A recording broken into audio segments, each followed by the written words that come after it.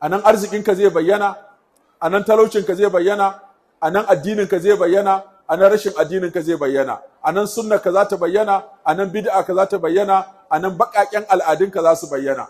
Wani an masa haihuwa ana murna an haihu shi kuma yana musifar da za ta biyo baya san irinta. Ayi kaza duka waɗanda ba musulunci yace ayi su ba. To da haka al'adu da mata suka rike kankan na biki, al'adu na suna, al'adu na aure, al'adu na mutuwa. An ƙi a yi suna yadda musulunci ya ce, an ƙi a yi aure yadda musulunci ya ce, an ƙi a yi jana'iza yadda musulunci ya ce, an ƙaƙƙaro al'adu a ciki masu cin kuɗi, masu cin lokaci, masu kawo gaba. In ba a cire wannan ba kuma mata ku ne shugabannin waɗannan. In mata suka yi ban kwana da wannan to kowa zai samu sauƙi.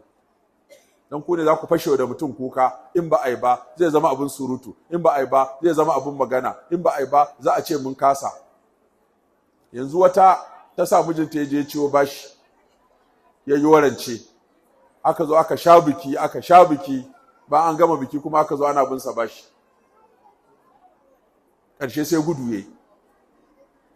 Ta jawo mijinta rigima.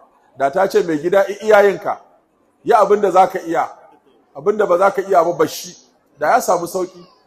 وما جعل عليكم في الدين من حرج ملة أبيكم إبراهيم هو سماكم المسلمين من قبل وفي هذا ليكون الرسول شهيدا عليكم وتكونوا شهداء على الناس فأقيموا الصلاة وآتوا الزكاة واعتصموا بالله هو مولاكم فنعم المولى ونعم النصير.